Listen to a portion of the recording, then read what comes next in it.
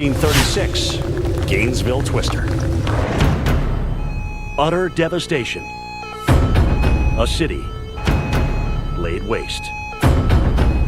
In the area of Gainesville that I would say the downtown, we call it the downtown area, the destruction was almost complete. Very few buildings were left undamaged. The statue on the square in the center that we call Old Joe was pretty much the only thing that's been left intact since that time. The tornado itself is said to have formed from two funnels that merged over the city of Gainesville, one coming in from the west-northwest, the other from the southwest or west, and then growing into one big tornado.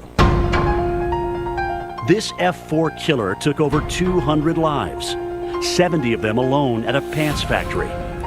This was the highest tornado-caused death toll in a single building in U.S. history.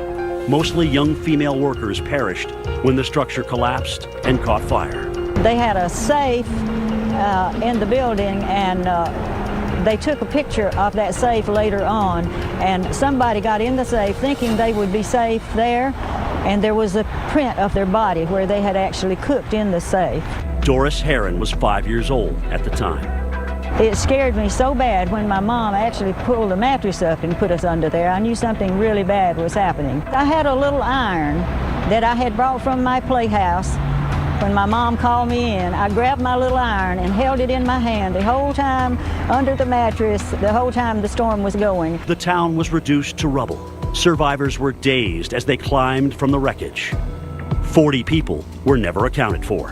1,600 were injured and 750 homes were destroyed.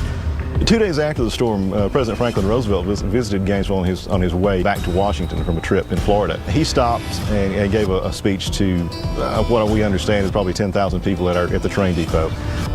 He promised to return to Gainesville when it was rebuilt, and he kept that promise in March of 1938, when almost 2 years later he returned to cheering crowds of up to 50 to 60,000 people who saw him on the courthouse lawn.